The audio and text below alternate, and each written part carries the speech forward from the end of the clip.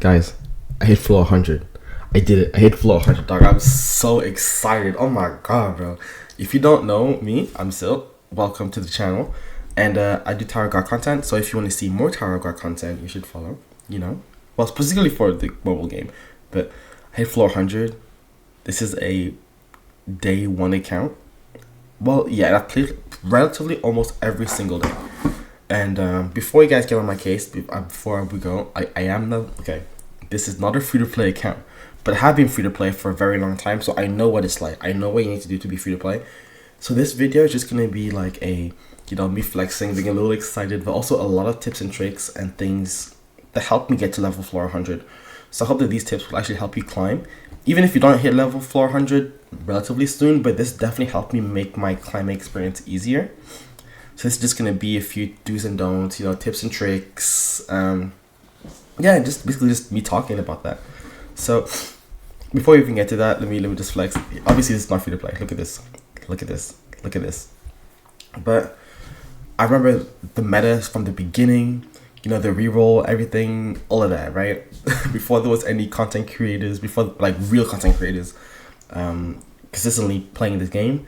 I've been playing by myself. So let's jump into it, right? So first thing is first, okay? You need to know that the SSR pluses and the SSRs are not the same tier, okay? They're not the same tier. And we're at the meta right now, with how much things are being released, that pluses are being released, that SSR pluses and EX characters are the meta. They are what you need to aim for when it comes to playing this game, because I have better stats and better passives. That's unfortunately how it goes, right? Before, you could get away with, especially when the game first started, you either had a Eon as the first Eon, or you'd have Hats as your main carry. But now that they have SSR pluses, and they've had SSR pluses for the beginning of the game, but they were pretty much inaccessible to anybody until they introduced the black market system. So back in the day, you'd have an SSR plus, but just having one would be amazing, right? That's why people used to ask you to get Evan at first, because Evan didn't need any dupes to be effective, and you still don't need dupes to be effective. So essentially, because they're so different and SSR pluses have more stats than SSRs, you need SSR pluses for you to play the game. That's just how it goes. You need to rainbow an SSR plus. So rainbowing an SSR plus is a pain. It takes a long time. But the biggest mistake people make, and I made a lot too, was trying to collect everything. And then you'd have a bunch of SSR pluses, but they're all useless. So if you technically want to be optimal, with your account, you should aim to focus on one SSR plus and then go on to the next one. Once you commit to an SSR plus, you stick to it until you goddamn finish it, okay? After you finish it, you save and you wait for another character that you want, or you aim for another SSR plus that's broken and busted, right? There's some pretty good SSR pluses that you should aim for. For example, White. Everybody knows White is a really good character. Another good one is, for another DPS would be Kaiser. So the way that it works is, because SSR pluses have higher stats, you want to have your main DPS unit or your main damage dealing unit to be an SSR plus, because it will have more stats. What do I mean by more stats? I mean by revolution. So your revolution goes up to 20 with your SSR pluses, right? This character is not built up. Obviously, I didn't finish Kaiser yet, but it goes up to 20, whereas SSRs go to 10, and they don't have as much nodes. You go up to 10, right here. You see? It goes up to 10. 10. That means that you need to invest in SSR pluses, and you go to one and you stick to it, and you go to the next one and you stick to it. You don't wish-wash between SSR pluses, because then your account won't be that good. Second of all, find good. If SSR pluses are what you aim for, then what are SSR for? They're there for utility. They're there to make your team useful, right? So, for example, the new Enak, actually, since she just came out for the Data Tower, it is technically free to play. She is focusing on slowing down movements, right? Blocking HP recovery. That's really good, right? And you should also aim, and if you don't know what type of SSRs and SSR pluses characters to aim for, you aim for the best DPS units. Right now it is White and Kaiser for SSR pluses. And then, or you go for characters that are super useful to your account. Also, characters do things that are very unique. For example, Charmer, you can't get Charmer right now unless if you have that really crazy 0.01% luck in the black market ticket. But Charmer stops shields. That's useful. Even if you don't have him maxed out in dupes, just him being able to remove shields automatically makes him a very highly valuable unit because he's the only one that does that. Kun reflects projectiles.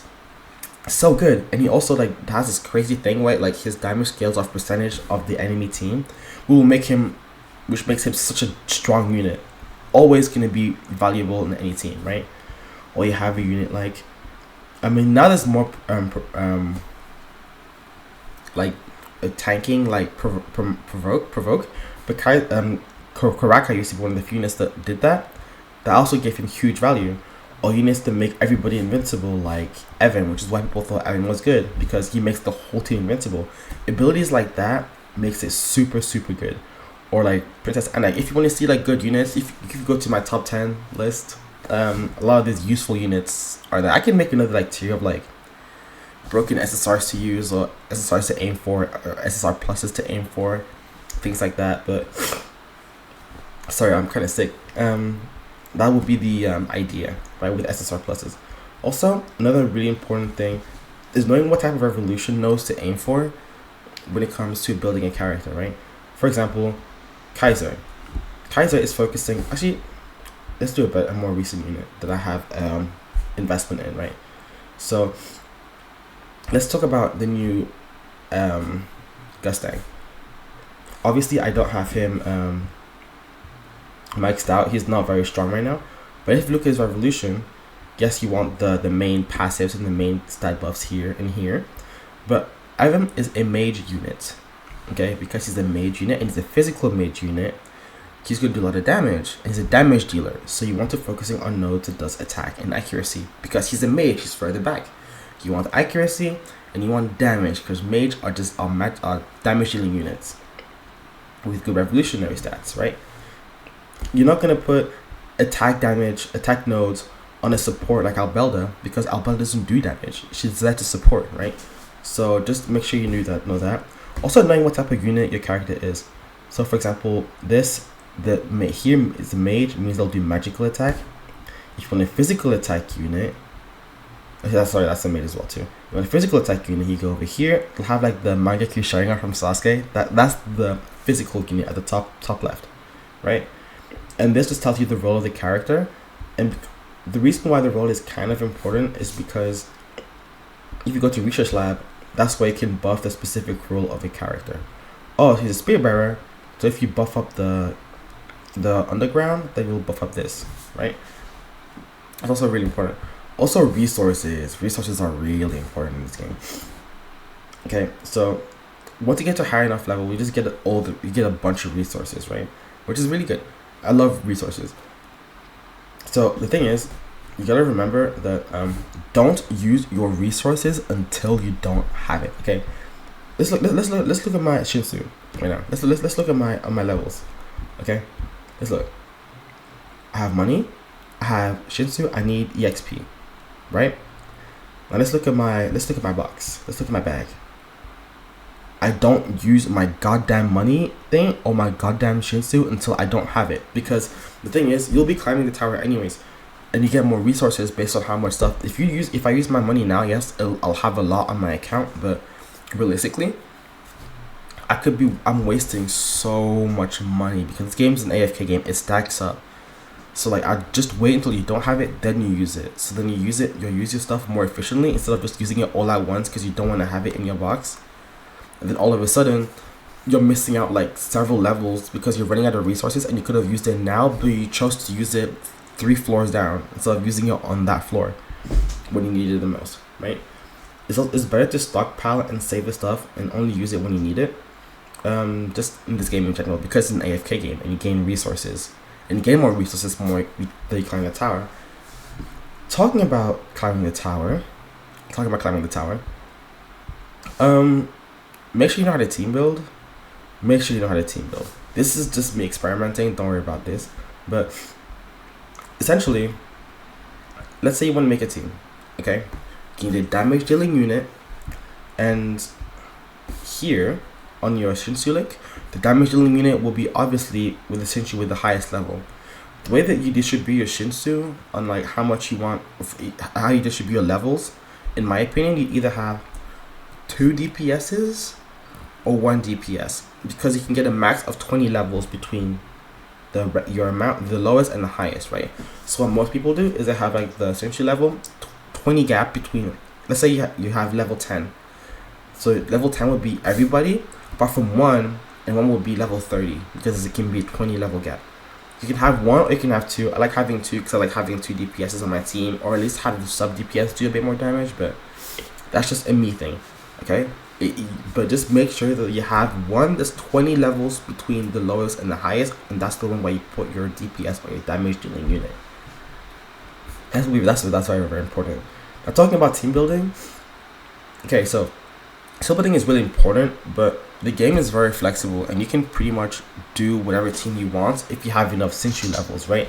But you got to worry about you gotta worry about deficits, but that's for later, right? But the way that you want to build a team is you need to have a support.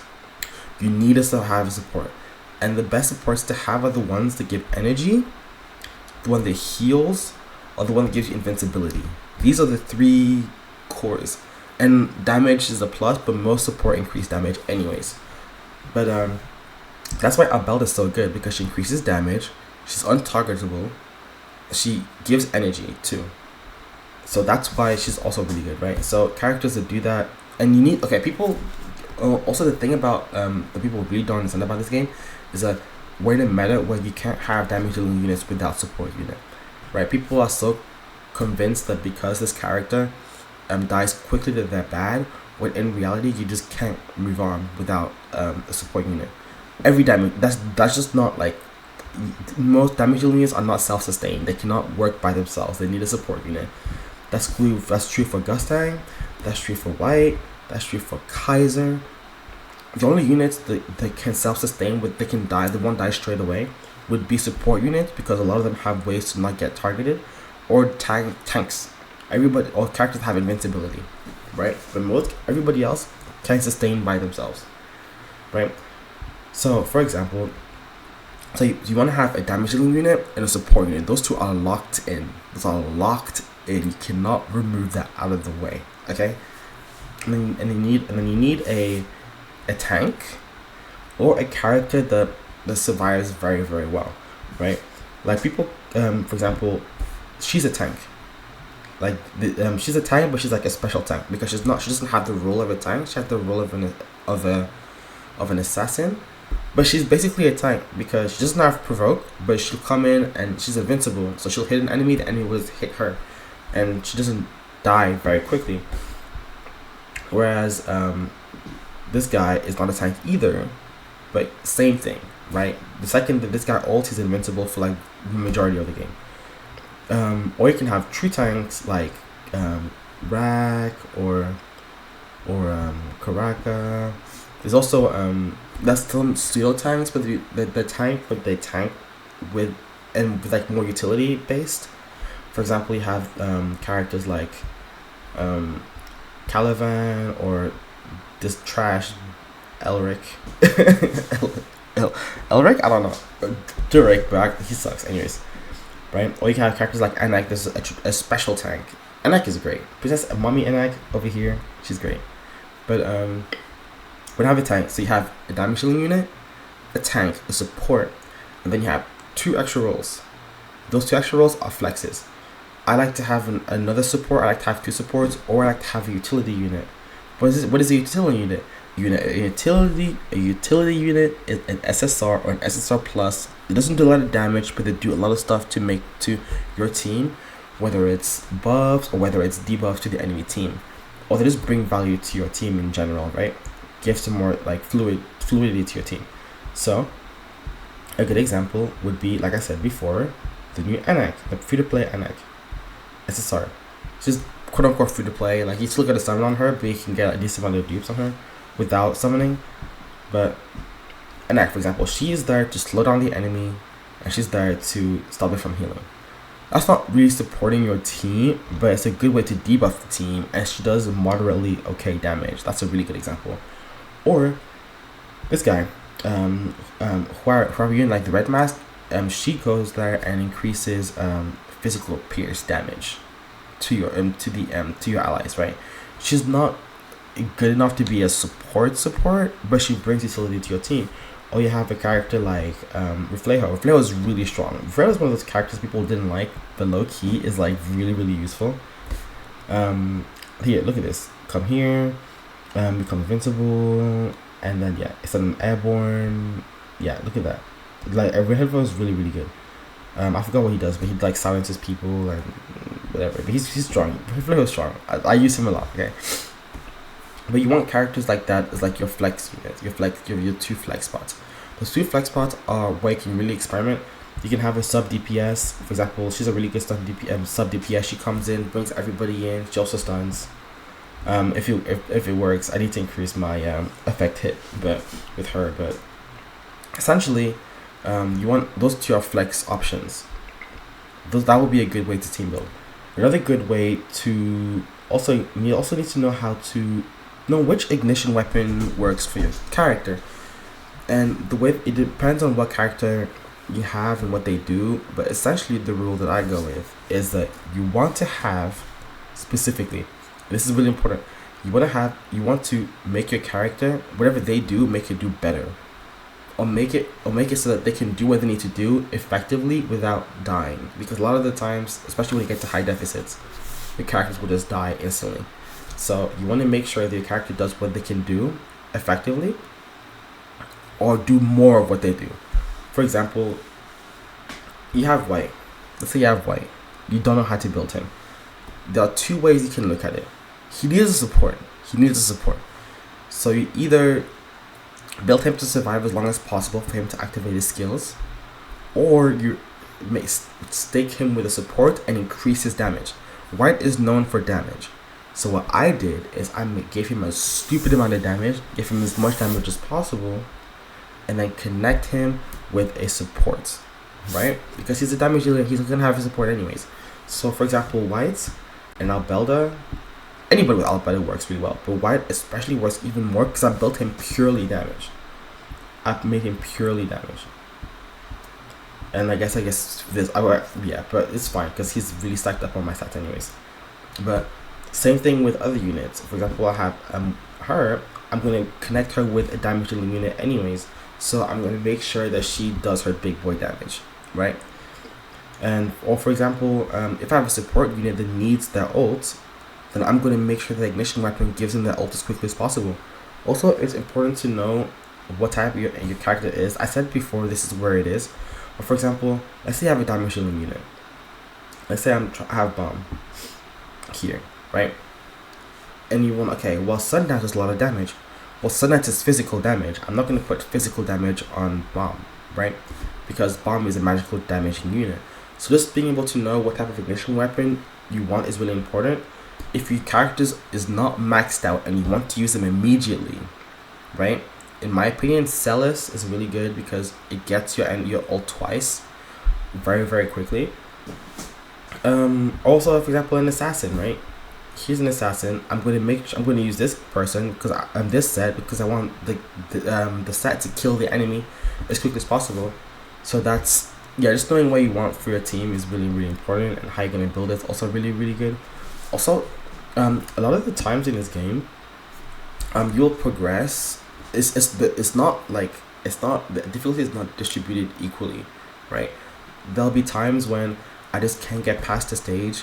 I take a break for a week. I beat it, and then I go up like 4 floors, right? Because I just couldn't beat this specific stage was way too difficult compared to other stages, and then I just climb up like 3 floors or 2 floors in an instant. But I've been stuck on this floor for a week, right? So a lot of the times, when that happens, just take a break from the game. Just take a break. Just do your dailies, log in, do your little 1-2 thing, get out of there, do something productive. Because at the end of the day, there's no end game content. like the content that you have on this floor compared to floor 80 is the same. You just have more damage, right? So you don't feel like you need to rush climbing to the top, because you'll get there eventually anyways, even if your deficit is low.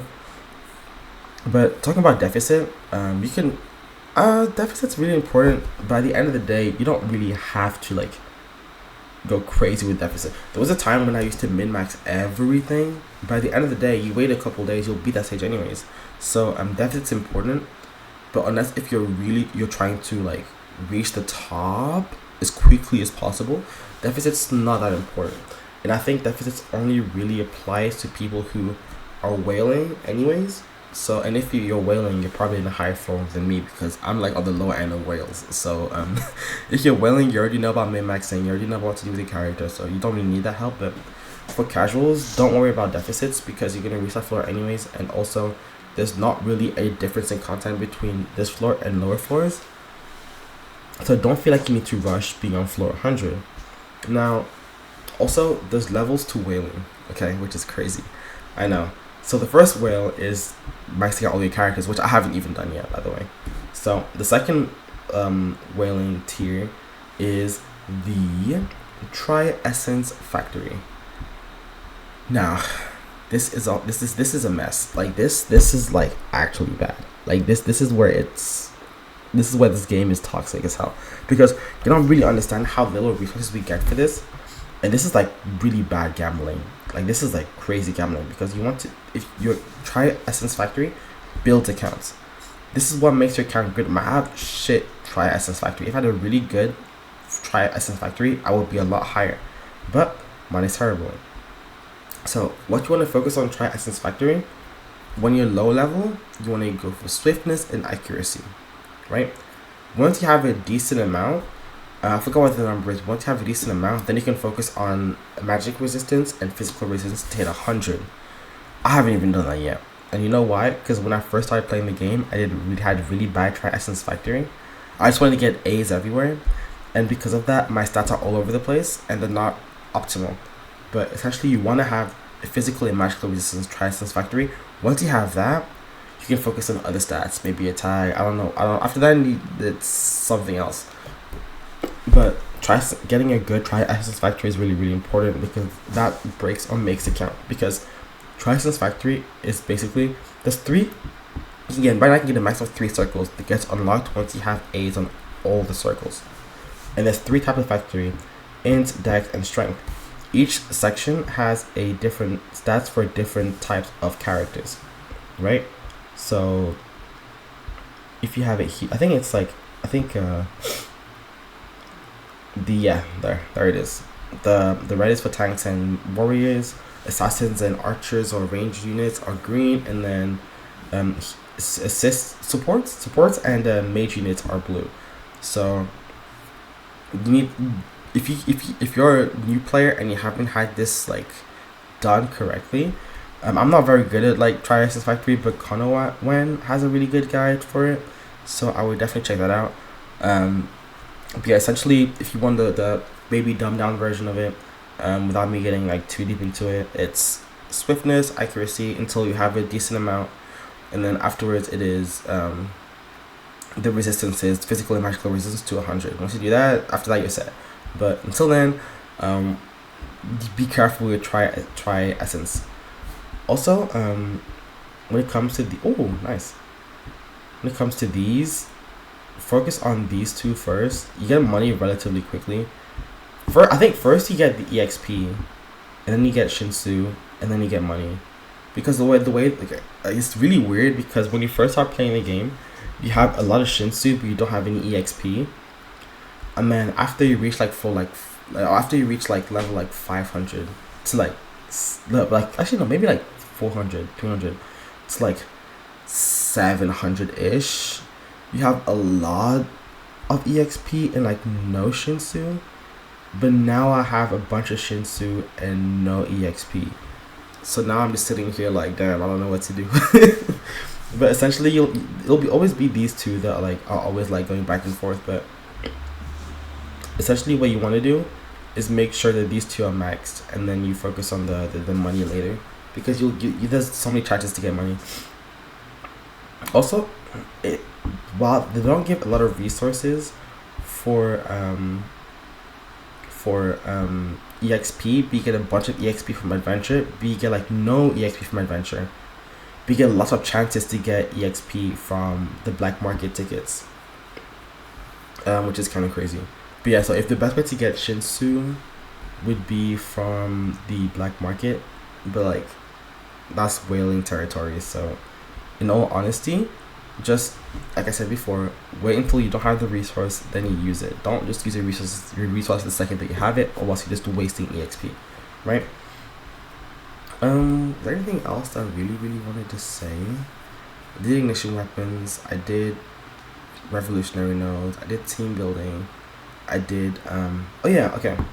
What is summon? What's it? Okay, how to know what's a good character to summon for and when not a good character? What's not good a character to summon for? So, this game has a lot of luxury units, a lot of luxury units. So the way that you want to look at it is, does this? Oh yeah, does this character bring value to my team? And what I mean by that is that when it comes to team building and when it comes to investing in characters, invest in characters that would help one team. Once that team is done, you go on another team that's liking, and then you focus on that, and you keep doing it that way. Don't do little I like this kind of unit, let me just invest in this one. No. Do a character, do invest in one team. Once that team is like done, invest on another team. Like if you're focusing on purple team, just do purple team until your purple team is done, and then you focus on the red team. Unless if it's a crazy banner unit, a crazy unit comes out and it's like a must-have unit, that's something else. But and most of the time you probably won't have a busted character come out every single day, or every single week, or every other week, whatever. You want to invest on one team and then you go to the next one, right?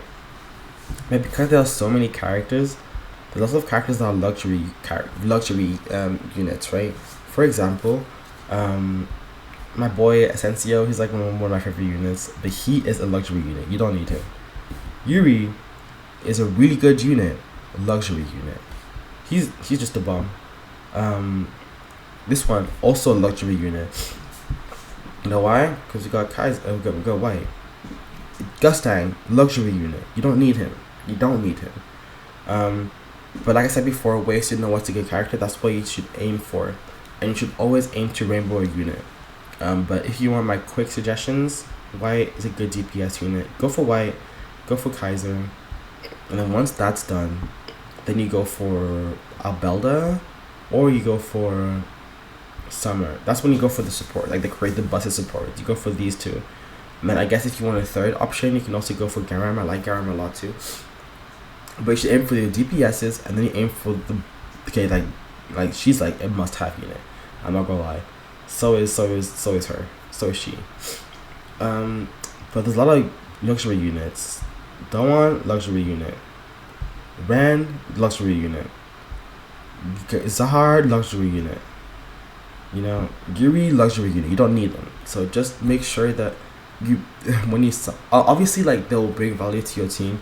Like no matter what unit you pick, apart from this scrub. Okay, let me stop. Will bring value to your team. Obviously, if you have a rainbow Dawn, she's gonna bring crazy value to your team. It's just a stupid amount of damage, but you don't need them. Okay, that's the thing. That's how they get you. Okay, so just be careful with that. And yeah, that's my I guess like update to my account. I'm actually really happy about everything that's going. But if you stay this long, I appreciate you for the growth and support. I think I hit 85 followers right now. Subscribers on YouTube, which is really cool. We're growing relatively quickly, I'm not gonna lie to you, which is really cool. I'm really happy about that. But if you guys want to, the event's still going. I'm gonna do a little plug. If you guys want to like follow me on Discord or join the channel, the channel, I don't know, whatever it's called, join the Discord. That'll be the server. It'll be really cool. I'm trying to build a community, you know, we're just starting off, so that'll be great, you know. Also, the event is still going. I'm not sure how long when you'll watch this video, but if you watch it relatively soon and the event is still on, it'll be really cool if you join the recruitment event. I like resources, you like resources. Obviously I'm doing it for me, but I'm also doing it for you too, so like you know, little shameless plug. Y'all should join this, you know. But yeah, I appreciate y'all. I'll see y'all in the next one.